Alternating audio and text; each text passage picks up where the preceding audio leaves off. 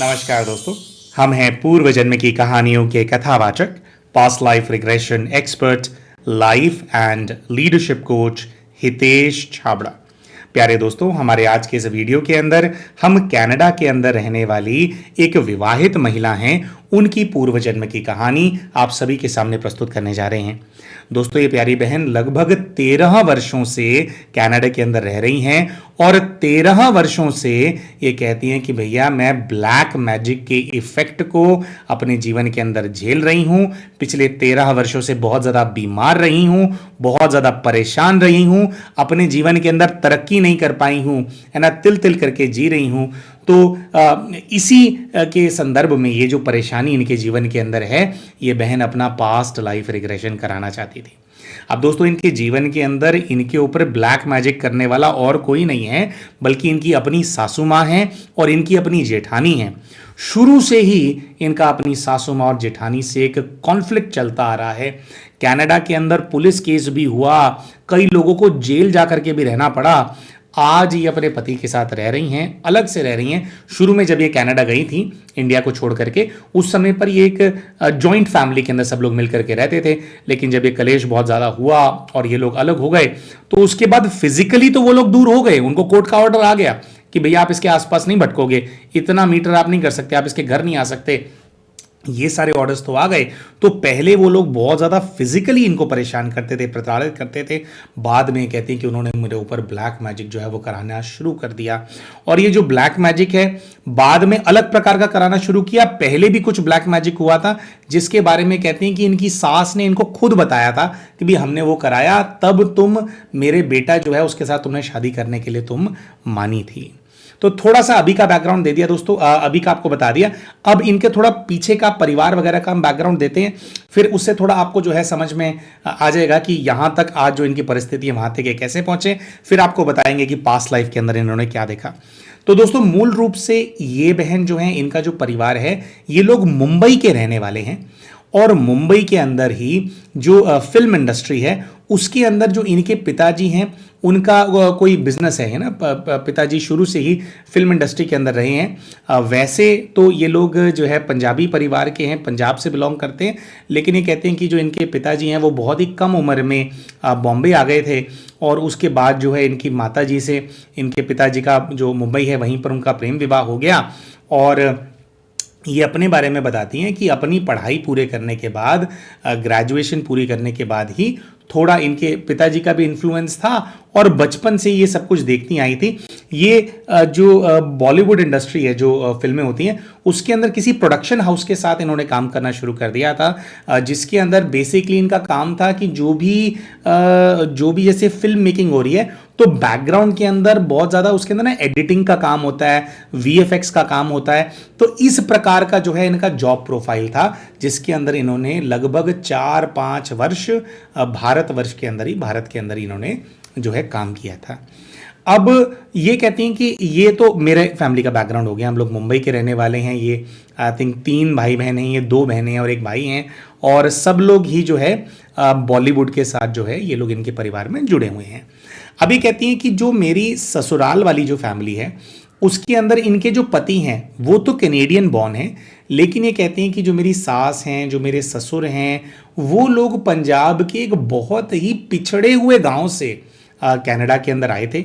उनके पास ज़मीन जायदाद बहुत ज़्यादा थी, तो अपनी ज़मीन जायदाद बेच करके, जैसे कि इन्वेस्टर वीज़ा होता है ना, बहुत पुरानी बात होगी अब तो, ये कह रहे हैं कि वो उसके बेसिस पे ये लोग यहाँ पर आए थे। लेकिन कहती हैं कि यहाँ पर आने के बाद भी इनकी जो सोच है वो जो बिल्कुल जैसे एक अनपढ़ व्यक्ति होता है, जो बिल्कुल पढ़ा लिखा नहीं होता है, और उसकी सोच मतलब छोटी छोटी चीज़ों के अंदर होती है ना। कई बार क्या होता है कि किसी ने दरिद्री बहुत ज़्यादा देखी है, या बहुत पिछड़ी हुई किसी जगह से अगर वो व्यक्ति आता है, तो क्या होता है कि पैसे को लेकर के बहुत ज़्यादा कंजूस होते हैं। और मतलब एक व्यक्ति, एक खुल के जीने वाला व्यक्ति है, जो हर प्रकार के खर्चे कर लेता है, अपने आप को मेंटेन करता है। और एक व्यक्ति है जिसको सिर्फ यह है कि नहीं, बस खाना पीना मिल जाए, उसके अलावा जीवन के अंदर कुछ भी और नहीं होता है। और खाना पीना भी बहुत सोच सोच के करना, एक एक डॉलर सोच समझ करके खर्च करना। एक होता है कि आप सोच समझ के खर्च करते हैं, एक होता है कि ओवर थिंकिंग करके आप वो करते हैं। तो बहुत ज़्यादा टाइट रखना हर चीज़ को, जबकि किसी भी चीज़ की कमी नहीं है। तो कहती हैं कि जो मेरे सास हैं, ससुर हैं, क्योंकि वो ऐसे बैकग्राउंड से आते हैं, शायद बचपन में भाई उन्होंने ऐसा माहौल ही देखा होगा अपने वहाँ पे, तो आते हैं तो ये कहते हैं कि वो कनाडा के अंदर आकर के बस गए हैं, लेकिन आज भी उन लोगों की सोच ऐसी सी ही है। तो ये कहती हैं कि आज से 13 साढ़े 13 वर्ष पहले कुछ ऐसा हुआ था कि किसी जान पहचान से, क्योंकि पीछे से कोई दूर की रिश्तेदारी इन लोगों की मिलती है आपस में, तो कनाडा से अपने बेटे को लेकर के इनके जो सास हैं, जो ससुर हैं, वो मुंबई आए थे इनको देखने के लिए। इनको देखा तो इनके जो पिताजी हैं उनको ये जो इनका परिवार है वो पसंद नहीं आया, और ये बहन कहती हैं कि मैंने भी जैसे लड़के से बात की, कह रहे वो बोलने को अंग्रेजी बोल रहा था, लेकिन उसकी सोच बहुत ही ज़्यादा पिछड़े वाले जैसे लोग होते हैं ना, बहुत ही पिछड़ी हुई सोच थी उसकी, है ना, प्रोग्रेसिव अप्रोच नहीं थी। तो ये कहती है मुझे लग रहा था कि बहुत ज़्यादा ऑर्थोडॉक्स फैमिली है भाई, मैं तो एडजस्ट नहीं कर पाऊंगी इसके अंदर। तो ये कहती हैं कि भाई हमने रिश्ते के लिए जो है कोरी ना कर दी थी कि जी हम यहाँ पे रिश्ता नहीं करेंगे। अब ये कहती हैं कि रिश्ते के लिए मैंने कोरी ना कर दी, तो जो सास है उसके बैक टू बैक फोन आते थे इनकी मम्मी के पास, है ना, जो पति है उसकी जेठानी के भी फोन आते थे। कह रही उन लोगों ने हमारे को इतना अप्रोच किया, इतना अप्रोच किया। उसके जो पिताजी हैं वो मेरे पिताजी को फोन करते हैं, कह रहे महीनों तक ये लोग ना कन्विंस करते रहे कि भाई कोई आपकी बेटी को तकलीफ नहीं होएगी, हम हमारा परिवार ऐसा है वैसा है, हम लोग वेल सेटल्ड हैं, हमारा यहाँ पे ग्रोसरी स्टोर है, कनाडा के अंदर ये है वो है। कह रही है कर करके वो था, कह रही पर हम लोग बहुत ज़्यादा स्ट्रिक्ट थे कि नहीं कराना। फिर ये कहती हैं कि कुछ ऐसा हुआ कि 6 महीने बाद जब ये रिश्ता देखने के लिए आए थे, ये कहते हैं 6 महीने बाद अचानक से ना मेरी बुद्धि सी फिर गई, और मेरे को ये हुआ कि वो लोग इतना अप्रोच कर रहे हैं, कोई बात नहीं पापा मैं यहीं पे शादी कर लेती हूँ। और कह रहे मेरे पापा भी जैसे ब्लैंक से हो गए, और एकदम से ना जैसे हमने गिव अप कर दिया इन लोगों के साथ, ये इतना ज़्यादा परस्यू कर रहे थे।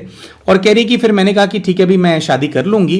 अब ये कहती हैं कि जब मैंने शादी करने के लिए ओके किया तो उसके 15 दिन के अंदर इनका पूरा परिवार कनाडा से मुंबई आ गया, और फिर मुंबई से मुझे ब्याह करके जो है ये लोग कनाडा चले गए, है ना। शुरू में इन लोगों ने कहा था कि भाई अगर मैं कनाडा जाकर के फिर मैं काम करूंगी तो इन लोगों की प्रॉब्लम नहीं होएगी, लेकिन ये कहती हैं कि भैया जैसे ही मेरा विवाह हुआ और विवाह करके मुझे कनाडा लेकर के गए, कह रही हैं एक दिन बख्शा बस इन लोगों ने मुझे, जिस दिन मैं ट्रैवल करके आई थी, अगले दिन से ही ये लोग मेरे पीछे पड़ गए कि घर का तुझे सारा काम करना है, घर का काम कर, घर का काम कर, घर का काम कर, यहाँ पर लेबर बहुत महंगी होती है, हम सब लोग मिलके करते हैं, तो अभी तुझे घर का काम संभालना है।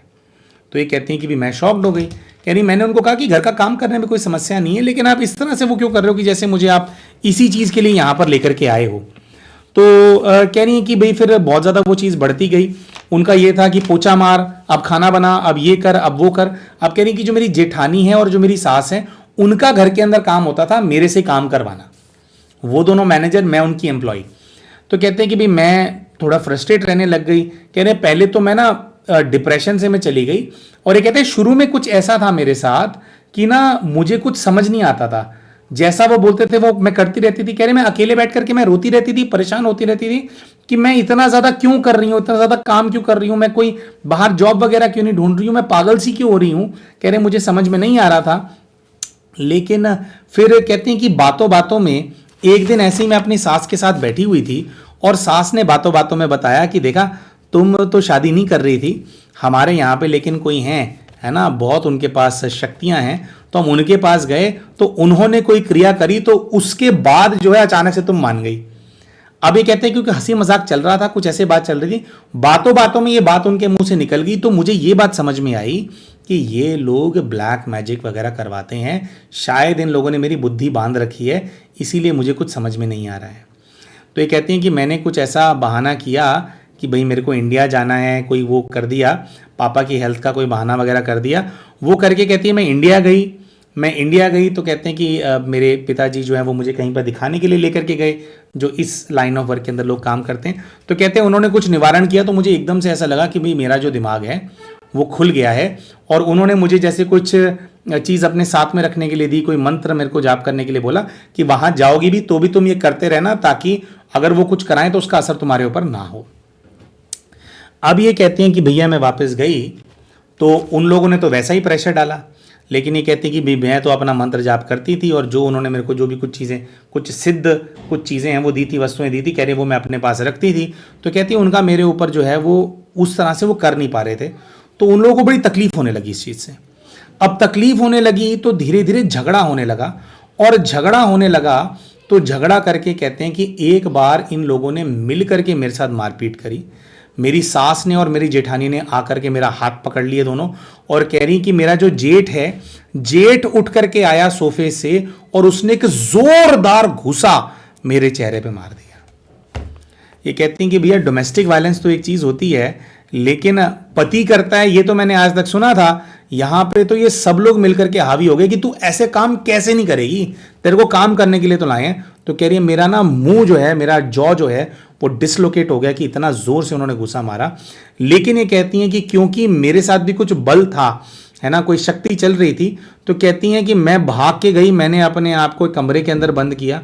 वहां से कहती हैं कि मैंने पुलिस को फ़ोन किया, पुलिस आई, पुलिस मुझे हॉस्पिटल लेकर के गई, और कहती हैं कि जब तक मैं हॉस्पिटल में एडमिट रही 3 दिन तक, तब तक जो है मेरे पति और मेरे जो जेठ हैं उनको पुलिस लॉकअप के अंदर बंद रखा गया।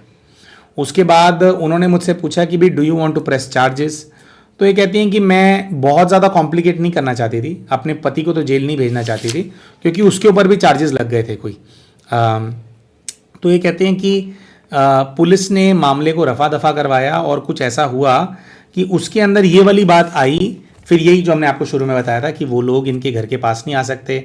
आई थिंक 1 किलोमीटर कुछ का वो है कि उससे 1 किलोमीटर के इनके दायरे में वो लोग नहीं आएंगे, otherwise she can call the police. और पति ने इस बात को माना कि भाई मैं तुम्हारे को अलग घर लेकर के दे देता हूं, हम लोग अलग घर के अंदर रहेंगे। अब ये कहती हैं कि भैया हम लोग अलग घर के अंदर रहे, और फिर मेरा थोड़ा जैसे थोड़े टाइम में कह रहे 6 महीने तो मैं उसके ट्रीटमेंट में ही मैं लगी रही। कह रहे उसके बाद फिर जैसे मैंने जॉब वगैरह मैंने ढूंढना मैंने शुरू किया, मैंने जॉब करनी शुरू करी, तो कहते हैं कि मेरे पति को बहुत तकलीफ होती थी शुरू में कि मैं काम ढूंढने क्यों जा रही हूँ। उसको ये होता था कि अब अलग घर ले तो दिया, अब घर में रह। तो एनीवेज ये कहती कि मैं लड़ झगड़ करके मैंने तो अपना काम धंधा करना शुरू कर दिया। कहने काम मैंने शुरू किया था, तो उसके बाद एक बहुत ही अजीबो गरीब चीज़ होनी शुरू हो गई। ये कहती हैं कि जब मैं काम करने के लिए जाती थी तो मेरे शरीर से, जैसे मैं ऑफिस के अंदर बैठी हूँ, कह रही है अचानक से बहुत ही गंदी बदबू मेरे शरीर से आने लग जाएगी। कह रही है पहले मुझे ऐसा लगता था कि पता नहीं क्या यहाँ पे आसपास कोई कूड़ेदान है क्या, या क्या है, किससे बदबू आती है। कह रही है थोड़े टाइम में मेरे को ये बात समझ में आने लगा कि बदबू और कहीं से नहीं आती है, बदबू मेरे अंदर से आ रही है। उसके बाद इन्होंने बताया कि भाई ऐसा हुआ कि कुछ मैंने इस चीज़ का निवारण कराया तो ये ठीक हो गया, लेकिन कहती हैं कि जैसे ही मैं किसी से बात करने लगूं तो मेरे मुंह से बहुत ही गंदी बदबू आने लगे। तो उससे क्या होता है कि अगर सामने वाला कोई व्यक्ति मुझसे बात कर रहा है, मेरे मुंह से बदबू आने लग गई है, तो फिर वो अवॉइड करते हैं बात करना। तो ये बात इनको समझ में नहीं आ रही थी कि क्या हुआ। एक बहुत लंबे समय तक ये इस चीज़ से ग्रसित रही हैं। फिर इनको समझ में आया कि किसी से जैसे पता लगा इनको कि इनके घर के अंदर किसी जिन को बिठा दिया है उन लोगों ने, जो जिन इनके साथ रहता है, और वो जिन इस चीज़ को करता है। मतलब उसकी वजह से कुछ है, उसके प्रभाव की वजह से बदबू आने लग जाती है। तो ये कहते हैं कि भैया ये बदबू वाली प्रॉब्लम की वजह से एक बहुत लंबे समय तक मैंने फेलियर्स को झेला है, क्योंकि जहाँ भी जाती थी तो लोग परेशान होने लग जाते थे। उसके बाद फाइनली मुझे बोल दिया जाता था कि भाई आप यहाँ से काम नहीं कर पाएंगे, और कह रही मुझे निकाल दिया जाता था, बार बार मुझे निकाल दिया जाता था। अब ये कहते हैं कि भैया ये बदबू वाली प्रॉब्लम को तो मैं 3-1 साल पहले ठीक करवा चुकी हूँ, लेकिन इन लोगों ने मेरे पेट के अंदर कुछ डाल दिया है। मेरे पेट के अंदर मुझे कुछ चलता हुआ फील होता है, और मेरा पेट खराब रहता है, मैं कोई भी चीज़ खा नहीं सकती हूँ जल्दी से। तो कहती हैं कि मैं बहुत ज़्यादा परेशान रहती हूँ। अभी भी ये कहती हैं कि ब्लैक मैजिक का कुछ तो इफेक्ट है मेरे ऊपर। अच्छा, एक दूसरी चीज़ है दोस्तों, वो शॉर्ट में बता देते हैं। ये कहती हैं कि भैया शुरू से ही मेरे को ऐसा समझ में आ गया था कि जो मेरी जेठानी है और जो मेरा पति है, उन दोनों का अफेयर है आपस में। ये कहती हैं कि मेरी जेठानी मेरे पति की पहली चॉइस है, मैं सेकंड चॉइस हूँ। कह रही हैं कि जो पहला 1 साल मैं अपने ससुराल वालों के घर में रही, वहां पे मैंने ये देखा कि मेरा पति अगर मेरे लिए कुछ भी खरीद करके लाएगा तो पहले वही चीज़ वो मेरी जेठानी को खरीद करके देगा, और उसके बाद वो चीज़ मुझे खरीद करके देगा। तो पहले मेरी जेठानी है मेरे पति के लिए, उसके बाद मैं हूँ। तो ये बहन जानना चाहती थी कि भाई ये क्या है। अच्छा, थोड़ा सा इनको ये भी पता लगा कि इनके जो पति हैं उनके बहुत सारे अफेयर्स हैं, मतलब 1 नहीं 2 नहीं, बहुत सारे अफेयर्स हैं। और क्योंकि इनके ऊपर लगातार ब्लैक मैजिक होता रहता है। तो ये कहते हैं कि भैया हालांकि मैं निवारण करती रहती हूँ लेकिन फिर भी मेरा दिमाग उतना नहीं चलता है, तो मैं कभी अपने पति को भाई वो नहीं कर पाई हूँ, मेरे में कभी हिम्मत नहीं आई है कि मैं अलग हो जाऊं। अब ये कहते हैं कि भाई एक और कारण ये है कि इनके विवाह से इनको एक पुत्री प्राप्त है। अभी लगभग 10 वर्ष की आयु हो गई है इनकी पुत्री की। अब ये कह रही कि पुत्री जो है मेरे जीवन के अंदर वो अकेला मेरे जीने का सहारा है। मेरे को लगता है कि छोटी सी बच्ची है, अगर मैं अपने पति से अलग हो जाऊंगी तो बेचारी इसको पिता का प्यार नहीं मिलेगा। तो ये सब चीज़ें सोच करके कह रही मैं अलग नहीं हो पाती हूँ, मैं रह रही हूँ यहाँ पे, झेल रही हूँ अपने पति को जिसके मल्टीपल अफेयर्स हैं, जेठानी के साथ भी अफेयर है, और भी कई सारी बातें थी दोस्तों जो इन्होंने बताई थी अफेयर से रिलेटेड। कैसे इनको पता लगा, वीडियो फिर काफ़ी लंबी हो जाएगी। सो बैकग्राउंड जो इन्फॉर्मेशन उसको यहीं पे हम जो है विराम देंगे अपनी वाणी को बैकग्राउंड इन्फॉर्मेशन के ऊपर। तो ये सारी चीज़ें, तो ये बहन जो है जानना चाहती थी कि इनके पति, इनकी जेठानी और इनकी सास से इनके पूर्व के जीवन का क्या हिसाब किताब है, और इतने वर्षों से इनके ऊपर ब्लैक मैजिक ये लोग क्यों करा रहे हैं। क्या सिर्फ इतना है कि ये उनकी गुलाम बन करके रहे सिर्फ इसलिए ब्लैक मैजिक करा रहे हैं, या कोई और भी हिसाब किताब है? और अगर गुलाम बन करके रहे तो क्यों इनको गुलाम बनाने का ये सब लोग प्रयास कर रहे हैं? तो इसका उत्तर अपने पास्ट लाइफ रिग्रेशन के माध्यम से ये जो बहन है वो प्राप्त कर पाई थी। तो प्यारे भाइयों और बहनों, इन बहन ने अपने पूर्व के जीवन के अंदर क्या देखा इसके बारे में अभी आप सभी को हम बताएंगे, लेकिन उससे पहले हम शाउट आउट देना चाहते हैं हमारे चैनल के उन सभी व्यूअर्स को जिन्होंने अभी रिसेंटली हमारे चैनल को एज अ मेंबर ज्वाइन किया है।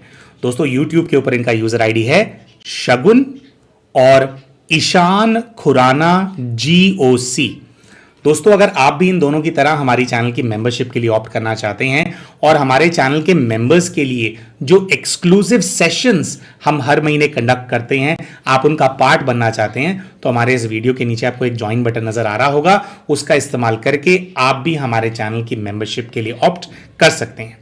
इसी के साथ साथ दोस्तों हमारे चैनल के मेंबर्स के लिए हम अपडेट भी शेयर करना चाहते हैं। आने वाली 28 तारीख को यानी कि 28 अप्रैल 2025 28 अप्रैल 2025 को शाम को 8 बजे 8 PM to 9:30 PM हमारे चैनल के सभी मेंबर्स के लिए एक ग्रुप पास्ट लाइफ रिग्रेशन का सेशन हम इस महीने भी कंडक्ट करने वाले हैं, जैसे पिछले महीने किया गया था।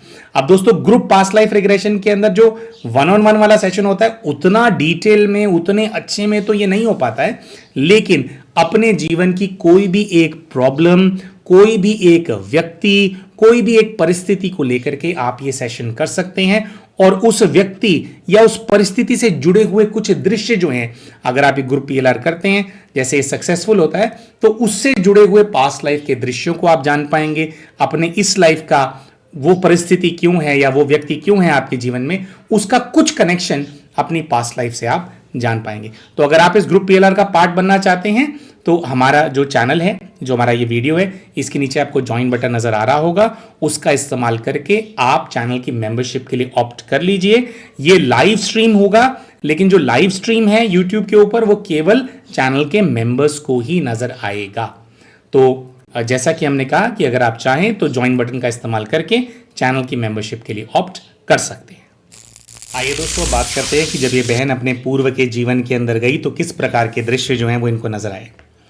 दोस्तों पहले दृश्य के अंदर जाते ही इनको एक वॉर नजर आने लगती है, एक बहुत बड़ा युद्ध है जो चल रहा है, और ये कहते हैं कि ये बॉम्ब ऐसी वॉर है जिसके अंदर बॉम्ब ही बॉम्ब बरस रहे हैं चारों ओर बहुत सारी बिल्डिंग्स हैं जिसके ऊपर बॉम्ब्स दागे जा रहे हैं, और ये बॉम्ब्स टैंक्स के माध्यम से दागे जा रहे हैं। दोस्तों टैंक्स होते हैं ना, टैंक्स, और ये अपने आप को देखते हैं, कहते हैं कि मैं एक फौजी हूं और मैं टैंक पे हूं और मैं जहां पर हूं ये एक फॉरेन कंट्री है और मुझे ऐसा नजर आ रहा है कि टैंक पे टैंक चलते जा रहे हैं और दनादन हम लोग जो गोले हैं उनको बरसा रहे हैं, और मेरे टैंक से भी जैसे जो आग हम उगल रहे हैं और गोलों को हम बरसा रहे हैं। तो हम इनसे काफी पूछते हैं, पहले तो इनको समझ में नहीं आता, फिर हम इनसे पूछते हैं कि कौन सी फॉरेन कंट्री के अंदर हो, कहां पर हो आप। तो जैसे हम इनको बोलते हैं तो ये बोलते हैं कि मैं रशिया के अंदर हूं, रशिया के अंदर।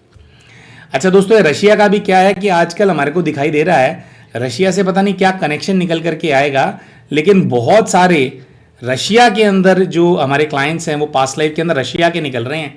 तो एनीवेज, तो इनको ऐसा नजर आता है कि भी रशिया के अंदर हैं और टैंक दौड़ रहे हैं और दनादन गोले बरस रहे हैं, बारूद निकल रहा है, और ये कहते हैं कि आई एम ऑपरेटिंग इट, मैं इस टैंक को ऑपरेट कर रहा हूं।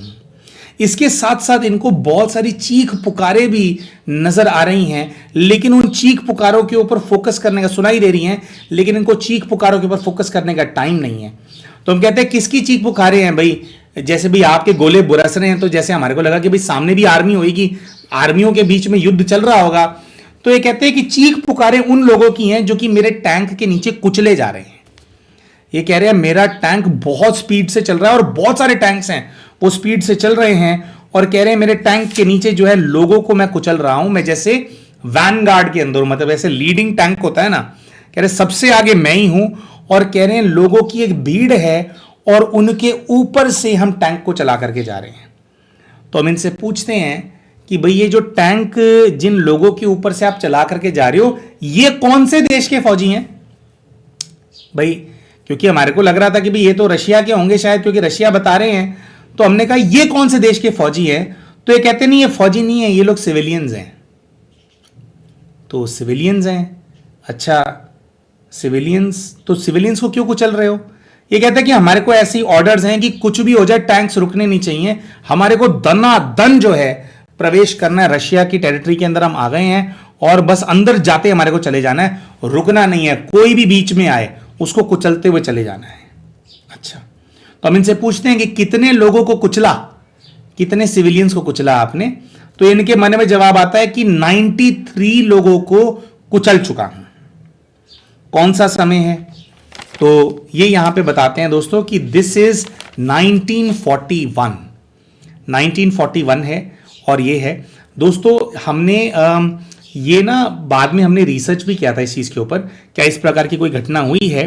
तो थोड़े समय में जैसे कुचलते कुचलते ना इनको ये रियलाइज होने लगा कि ये रशिया के सैनिक नहीं है, ये खुद को एक जर्मन सैनिक के रूप में इन्होंने बताया कि मेरी जो वर्दी है वो तो जर्मनी की है, और इनकी वर्दी जर्मनी की है। वो कैसे पता लगता है? जब ये टैंक से बाहर निकलते और इनको गोली लग जाती है तो ये बताते हैं कि नहीं, मैं तो जर्मनी का हूं, मैं रशिया का नहीं हूं, रशिया के अंदर हम लोग घुस गए हैं।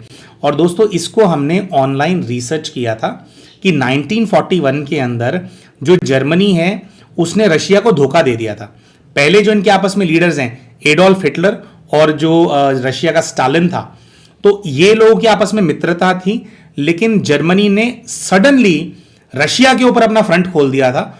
और जो जर्मनी है उसकी एक टेक्निक होती थी, उसको बोलते थे द ब्लिट्स।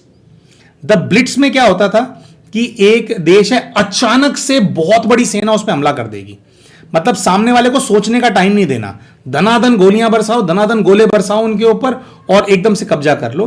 तो पहले रशिया और जर्मनी साथ में मिलकर के काम कर रहे थे, लेकिन सडनली 1941 के अंदर जो जर्मनी है उसने रशिया के ऊपर अटैक कर दिया, ऐसे वाला है ना कि धनाधन वाला अटैक, और इसका उन्होंने नाम दिया था ऑपरेशन बारबारोसा। तो ये अपने आप को एक जर्मन सैनिक के रूप में देख रहे थे, जो कि ऑपरेशन बारबारोसा का पार्ट है। अब इस ऑपरेशन बारबारोसा के अंदर सबसे घटिया चीज जो दिखाई दी वो ये दिखाई दी कि सेना तो जब सामने आएगी, जब युद्ध लड़ेंगे तब लड़ेंगे, लेकिन ऐसी टेक्निक थी एडोल्फ हिटलर की कि इसके अंदर बहुत सारे सिविलियन मर रहे थे और धनाधन ये जो गोले आसपास की बिल्डिंगों के ऊपर दाग रहे थे।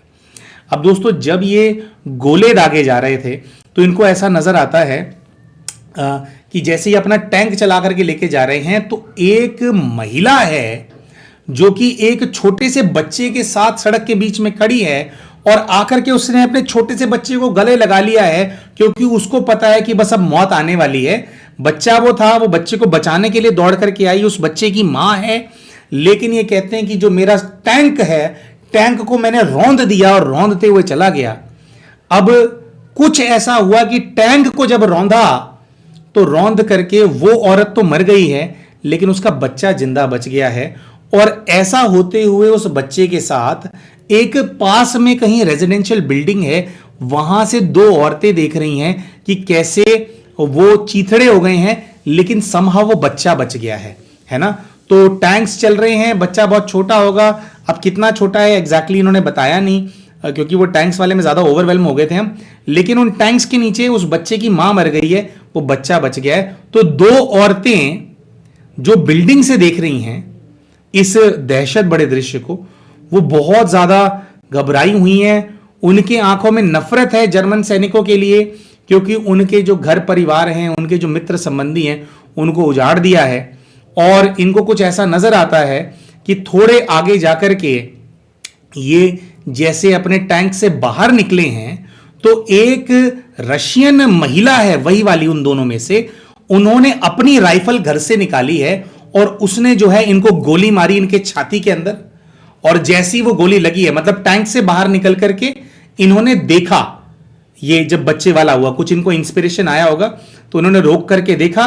तो जैसे ही अपने टैंक से बाहर निकले तो वो जो दो महिलाएं, उन्होंने उसका मौका का इस्तेमाल किया और अपने घर से राइफल निकाल करके लाए और सिविलियन महिलाओं ने जो है इनको गोली मार दी। और गोली मार के मतलब इनको जैसे बेहोशी सी छाने लगी। टैंक से बाहर निकले थे, उससे स्लिप करके नीचे गिर गए। और जैसे ये स्लिप करके नीचे गिरे हैं तो इनको ऐसा नजर आता है कि एक तरफ से दो महिलाओं ने इनको गोली मारी और दूसरी तरफ से जो है इनको ऐसा नजर आता है कि एक दूसरी कोई लड़की है वहां पे, वो भी रशियन है, वो आई है और वो इसको भी देख रही है और पड़ी हुई लाशों को भी देख रही है। एक दूसरों विचित्र सी चीज यहां पे नजर आ रही थी।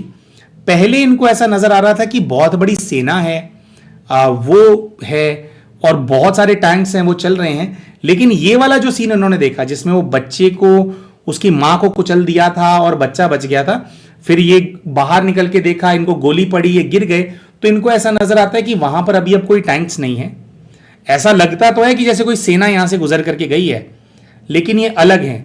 अब शायद ऐसा हुआ होगा, इस बात पे दोस्तों ये हम अंदाजा लगा रहे हैं, कॉन्फर्मेशन नहीं है, शायद ऐसा हुआ कि कुछ ऐसा हुआ था, ये घूम करके शायद वापस आए। जो पूरी इनकी फोर्स थी, फोर्स चली गई थी और उससे अलग होकर के उस स्थान पे वापस आए जहां पर वो बच्चा था और वो औरत को मर गए थे। और इन्होंने टैंक से जैसे ही बाहर निकले तो इनको गोली मार दी गई। अब जब इनको गोली लगी है, इनकी आंखें बंद हो रही हैं, इनकी आंखें बुझ रही हैं, धीरे धीरे इनके प्राण निकल रहे हैं, तो ये उस रशियन महिला की तरफ देख रहे हैं। लड़की एक जवान जो कि इनकी सहायता करने के लिए आई है, इनको पानी वो फैला रही है। उस लड़की की आंखों में ये देखते हैं तो इनको ऐसा दिखाई देता है कि उस लड़की की ये फीलिंग है कि यार वॉर हो ही क्यों रही है। और वो लड़की थोड़ी अविश्वास है उसको कि जर्मनी तो हमारे साथ था, ये अचानक से क्या हो गया, ये बड़े बड़े लोग जो पावर के अंदर हैं क्या करवा देते हैं। तो अंत समय में इनको दिखाई देता है कि वो जो लड़की है इनको पानी पिला रही है। और वो जो दो महिलाएं वहाँ से हैं, कुछ ऐसा कि वो दौड़ करके आई हैं और बच्चे को उठा करके, वो दो महिलाएं जिनमें से एक ने गोली मारी थी इनको, वो वहाँ पर खड़े होकर के देख रही हैं। ये पानी पी रहे हैं, मर रहे हैं। जो पानी पिला रही है उसकी भावना न्यूट्रल है, बल्कि करुणा की भावना है। ये दोनों महिलाएं जिन्होंने आकर के बच्चे को उठा लिया है, उनके आंखों में नफरत है इनके लिए कि इतने लोगों को इन्होंने मार दिया। अब ये सारे दोस्तों हमने कैरेक्टर्स आपको बताए। आपको पता है कि इनके इस जीवन के अंदर कौन सी आत्मा इनको दुख देने वाली है। हम आपसे अनुरोध करेंगे कि आप इस वीडियो को पॉज कीजिए, आप गेस कीजिए कि कौन है वो सोल्स, मतलब पास्ट लाइफ में ये जो दिखाई दिए, क्या लगता है इनके अभी की लाइफ में से कौन है सभी लोग। दोस्तों हम आशा करते हैं कि आपने पॉज करके ज़रूर बताया होगा, कमेंट में लिख करके बताया होगा कि कौन सा कैरेक्टर कौन है। अब हम आपको बताते हैं कि क्या क्या नजर आया। दोस्तों सबसे पहले तो जो लड़की इनको नजर आई जिसने इनको आकर के पानी पिलाया, जो न्यूट्रल थी, थोड़ा उसके मन में दया आ रही थी कि इसको गोली मार दी है, उसको इन्होंने अपनी इस जीवन की बेटी के रूप में देखा, जो कि इनकी कुछ सहयोगी आत्मा है। दूसरा, दो औरतें जिनमें से एक औरत ने इनको गोली मार दी थी, उनकी तरफ जब इन्होंने देखा तो इनको ऐसा नजर आया कि उनमें से एक औरत इनकी इस जीवन की सास है, जो दूसरी औरत है वो कि इनकी जीवन की जेठानी है। और दोस्तों बच्चे को शायद आपने गेस कर लिया होगा, जो छोटा सा बच्चा उन्होंने गोद में उठाया था, उसको इन्होंने देखा कि वो इनके इस जीवन का हस्बैंड है। इसी के साथ साथ दोस्तों एक और, वो जो कटी फटी हुई जो लाश थी पूरी, जो बायोलॉजिकल मदर थी उस छोटे से बच्चे की, उसकी तरफ इन्होंने देखा तो एक और कैरेक्टर इनको नजर आया और उस कैरेक्टर के बारे में भी इनके गाइड हैं उन्होंने बताया। इन्होंने देखा कि इनके जो पति हैं, इनके पति की एक बुआ जी हैं जो कि भी इनको बिल्कुल पसंद नहीं करती हैं। तो उन्होंने देखा कि इनके पति की इस जन्म की जो बुआ हैं वो ही वो औरत थी जिसको इन्होंने कुचल दिया था और वो बच्चे को इन्होंने अनाथ कर दिया था। आगे का क्या दृश्य हुआ वो तो पता नहीं लगा, क्योंकि खुद भी इनको गोली पड़ गई थी और ये मर गए थे। लेकिन वो जो दो औरतों ने जिन्होंने इनको गोली मारी थी, हम ऐसा अज्यूम करते हैं कि शायद फिर उन्होंने ही इस बच्चे को पाल पोस करके बड़ा किया। शायद इसीलिए दोबारा ये उनका बेटा बन करके आए हैं, है ना। जो इनकी सासू माँ हैं, उन्होंने इस जन्म की जो सासू माँ हैं, शायद पिछले जन्म में उन्होंने ही उस बच्चे को अडॉप्ट कर लिया। दोस्तों अब ये सारा जो दृश्य है, ये दृश्य देखने के बाद इनके जो स्पिरिट गाइड हैं उनके पास इनको भेजा गया। तो गाइड से पूछा गया कि भाई ये जो सारा दृश्य मैं देख करके आई हूँ, भाई ये तो बहुत बुरा हो गया, तो क्या ये सब लोग इसी चीज़ का मुझसे बदला ले रहे हैं? तो गाइड ने इनको बोला हाँ, क्योंकि आप उस सेना के अंदर थे जो कि इन लोगों को, इनके परिवारों को गुलाम बनाने का आप लोग प्रयास कर रहे थे। आपने बहुत दहशत फैलाई वहाँ जा कर के, तो जो दहशत आपने फैलाई उस दहशत का कुछ रिटर्न तो आपको मिलना ही था। तो बिल्कुल ये लोग जो हैं उसी चीज़ का बदला ले रहे हैं। लेकिन उसके साथ साथ उन्होंने कहा कि ये अकेले बदला नहीं ले रहे हैं। वहाँ पर जो 93 सोल्स को आपने कुचल दिया था, उसमें से बहुत सारी मेजॉरिटी जो आत्माएं हैं, 95% जो आत्माएं हैं, उन्होंने जन्म नहीं लिया है। और जब ये वाली बात इनके स्पिरिट गाइड ने इनको बताई दोस्तों, तो इनको बहुत सारी प्रेत आत्माएं जो कि बहुत ज़्यादा तकलीफ में थी, बहुत ज़्यादा रो रहे थे सभी, वो इनको नज़र आने लगे। और इनको ऐसा पता चला कि हालांकि जैसे किसी को इन्होंने दिखाया था तो उन्होंने इनको बताया था कि कोई एक जिन है, तो इनको ये पता चली बात कि एक जिन नहीं है, सिर्फ जिन भी हैं और कई हैं जो कि इनके घर के अंदर रहते हैं। और उसके अलावा जो इतनी सारी सोल्स हैं, ये सारी सोल्स जो हैं वो उनकी सहयोगी आत्माएं हैं। ये सभी सोल्स वेट कर रही थी। कुछ ऐसा है कि जो इनके पिताजी हैं या इनके वहाँ पे जहाँ पे मुंबई में रहते थे, वहाँ पे जो ये पूजा पाठ करते थे, या कुछ इनके जो इष्ट हैं, कुछ उनके ऐसा प्रभाव था वहाँ पे, जो इनके पिता और इनकी माता जो पूजा पाठ करते थे, उसकी वजह से ये सोल्स हावी नहीं हो पा रही थी इनके ऊपर। तो उन सभी सोल्स ने मिल करके इनकी सास, इनकी जेठानी, इनके पति के साथ इनको खींचा और इनको इंडिया से खींच करके कनाडा लेकर के आई। वो सोल्स इनकी सास, इनकी जेठानी, इनके पति के साथ हमेशा से रहती हैं और वो सोल्स उनको स्ट्रेंथ देती हैं। और इनकी सास जो वो तांत्रिक के पास गई, लेकिन जिस तांत्रिक से उन्होंने करवाया इनके ऊपर, उस तांत्रिक की भी ये सारी सोल्स मदद कर रही थी। तभी इन लोगों का दिमाग जो है एकदम से ब्लैंक हो गया। अभी दोस्तों यहाँ पे जो सोल्स हैं उनको मुक्त कराने का इंट्यूशन हमारे को नहीं आ रहा था। कुछ सोल्स कह रही थी कि हम मुक्त होना चाहते हैं, ज़्यादातर सोल्स कह रही थी कि नहीं, अभी हमारा बदला पूरा नहीं हुआ, हम इससे अपना पूरा बदला लेंगे। तो जो हमारे को गाइड से जो हमारे को टचिंग आ रही थी, अब गाइड तो उनसे बात कर रहे हैं, लेकिन हमारे को जो फीलिंग आ रही थी वो ये आ रही थी कि ये जो बच्ची है, इसने जो किया है उसका प्रायश्चित इसको खुद करना है। अब कैसे ये चीज़ का प्रायश्चित कर सकते हैं? प्रायश्चित के अंदर बेसिकली यही है कि ये जितनी भी सोल्स हैं इनको मुक्त इनको कराना पड़ेगा, है ना। तो वो जो गाइड हैं उन्होंने भी इनको विधि बताई। हमारे को भी योग साधना हमारे को पता है कि क्या इनको करना चाहिए, कैसे इनको उन सोल्स को एनर्जी देनी चाहिए, जिससे कि वो सोल्स अब जो उनका पेन है, क्योंकि इनको जो वो सफरिंग दे रही है वो एक चीज़ है, लेकिन उनकी अपनी सफरिंग भी बहुत ज़्यादा है। तो कैसे उनकी सफरिंग ख़त्म करने में ये मदद कर पाएंगे, क्या इनको पुरुषार्थ करना है, वो सब इनको गाइडेंस दिया गया। फिर कुछ और चीज़ें भी पूछी गई। गाइड से पूछा गया कि भाई जो पति और जो जेठानी हैं, भाई पिछले जन्म में हो तो वो माँ बेटे जैसे लग रहे हैं ना, क्योंकि उन दोनों ने मिलकर के अडॉप्ट किया होगा, तो माँ टाइप हो गई वो, है ना। तो भाई इस जीवन के अंदर भाई उनका वाकई में अफेयर है आपस में, या मेरी गलतफहमी है? तो दोस्तों यहाँ पे जो गाइड हैं उन्होंने कंफर्म किया, उन्होंने कहा कि उन दोनों का आपस में अफेयर है। गाइड ने बताया कि पिछले जीवन के अंदर क्योंकि उसने उसको रेज किया था, तो बहुत ज़्यादा अटैचमेंट था उन दोनों का आपस में, तो इस जीवन में ये अलग रूप के अंदर मिले हैं, लेकिन वो जो अटैचमेंट है वो बहुत ज्यादा है तुम्हारी जेठानी का और तुम्हारे पति का। तो और तुम्हारे पति के ऊपर एहसान भी है उसका, तो तुम्हारा पति जो है उसका एहसान पहले चुकाना चाहता है, तुमसे रिश्ता बाद में निभाना चाहता है। लेकिन वो एहसान जो वो चुकाता है, जो चीजें वो जेठानी को ला करके देता है, उसके अंदर ये वाला पॉइंट भी है कि जो जेठानी है उसके साथ उसका अफेयर भी है। अच्छा, इसके साथ साथ जेठ ने क्यों हाथ उठाया ये सब पूछा भी, फिर जेठ का क्या लेना देना। तो गाइड ने कहा कि ये सब उन लोगों के रिश्तेदार हैं जो मर गए थे वहां पे, ये सब तुमसे बदला लेना चाहते हैं। और भी हैं कई लोग जो तुमसे बदला लेना चाहते हैं, अभी वो तुम्हारे सामने नहीं आए हैं, है ना। तो ये बोला, गाइड ने बोला कि थोड़े समय के लिए अब तुम यहाँ से चले जाओ, अपने पिताजी के घर जाकर के रहो और वहाँ से बैठ करके पुरुषार्थ करना, क्योंकि यहाँ बीच में तो तुम्हारे को जिंदा रहने नहीं देंगे, ये तुमको मौका देख करके मार देंगे। तो इससे बढ़िया है कि तुम कुछ भी है तुम चले जाओ।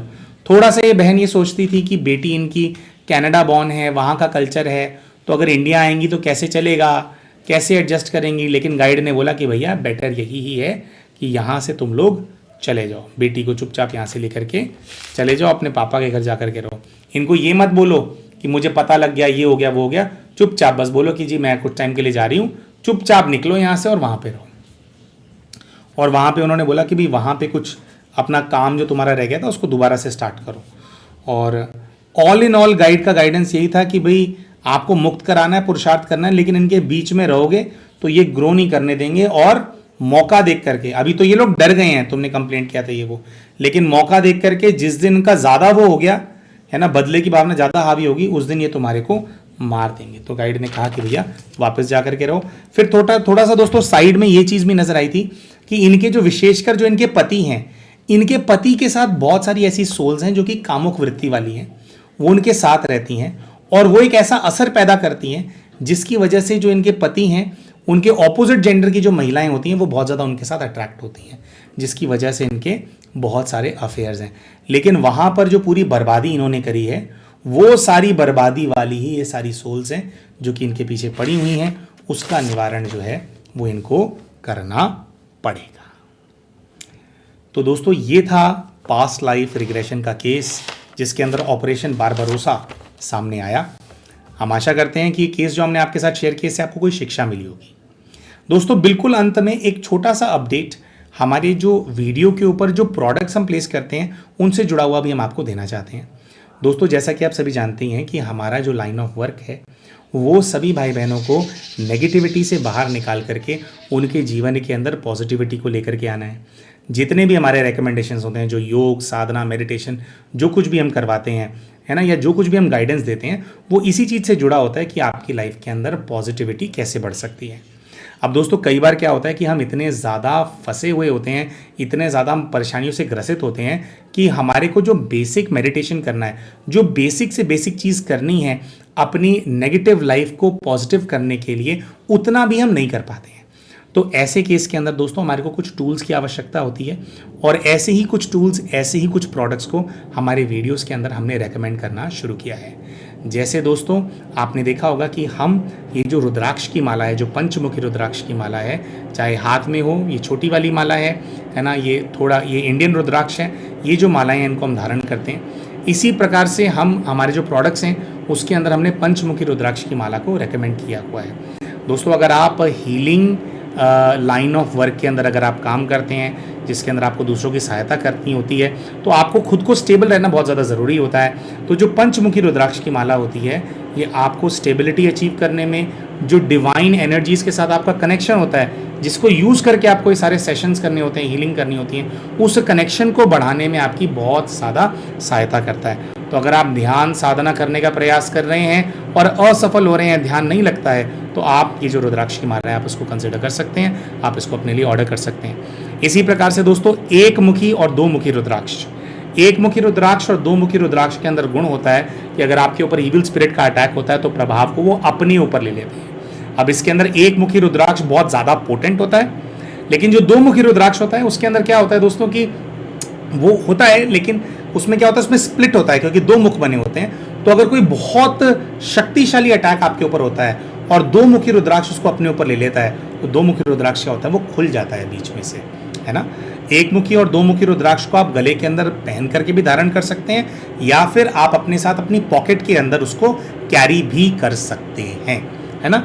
और दो मुखी रुद्राक्ष का एक विशेषता ये भी होती है दोस्तों कि अगर जैसे आप फीमेल बॉडी के अंदर हैं, लेकिन क्या होता है कि मैस्कुलिनिटी आपको ज़्यादा फील हो रही है, या आप मेल बॉडी के अंदर हैं, आपको फेमिनाइन एनर्जी ज़्यादा फील होती है अपने अंदर, तो जो ये यिन और यांग एनर्जी होती है, इसको बैलेंस करने में भी, यानी फेमिनिन और मैस्कुलिन एनर्जी को बैलेंस करने में भी जो दो मुखी रुद्राक्ष है वो हमारी सहायता करता है। ऐसे में जो दो मुखी रुद्राक्ष होता है उसको गले के अंदर धारण करना होता है। इसी प्रकार से दोस्तों सॉल्ट लैम्प्स, सॉल्ट के अंदर दोस्तों गुण होते हैं कि नेगेटिविटी को अपने अंदर एब्जॉर्ब कर लेता है। तो अगर आपको ऐसा लगता है कि आपके घर का एनवायरनमेंट बहुत ज़्यादा नेगेटिव है, तो आपके घर के अंदर जहाँ कहीं भी ड्राइंग रूम हो वहाँ पर आप एक सॉल्ट लैम्प को रख सकते हैं। ये डेकोर में भी काम आता है, अच्छा दिखता है, और उसके साथ साथ जो सारी नेगेटिविटी है उसको एब्जॉर्ब करता रहता है। अगर सॉल्ट लैम्प आप ना रखना चाहें तो बड़ी सी आप एक पिंक सॉल्ट की ब्रिक ला करके भी अपने ड्राइंग रूम के अंदर आप रख सकते हैं। इसी के साथ साथ दोस्तों इलेक्ट्रिक डिफ्यूज़र्स और अरोमा ऑयल्स।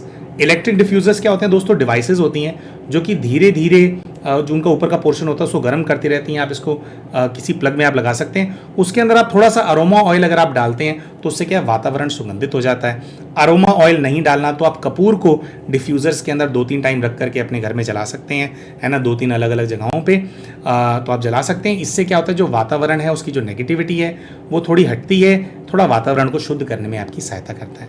तो दोस्तों अगर आप चाहें तो आप इन प्रोडक्ट्स को भी कंसिडर कर सकते हैं। आशा करते हैं दोस्तों कि जो मैसेज इस वीडियो के माध्यम से आपको प्राप्त हुआ वो आपको अच्छा लगा होगा। तो वीडियो पसंद आया हो तो वीडियो को लाइक करना ना भूलें। चैनल को अभी तक सब्सक्राइब नहीं किया तो चैनल को सब्सक्राइब भी कर लें, और कमेंट करके हमारे को ये बताएं कि जो भी रिलेशंस को आपने गेस किया था, क्या आप उनको सही गेस कर पाए थे या कुछ गलती हो गई थी। मिलते हैं आप सभी के साथ अपने अगले वीडियो के अंदर दोस्तों, तब तक के लिए नमस्कार।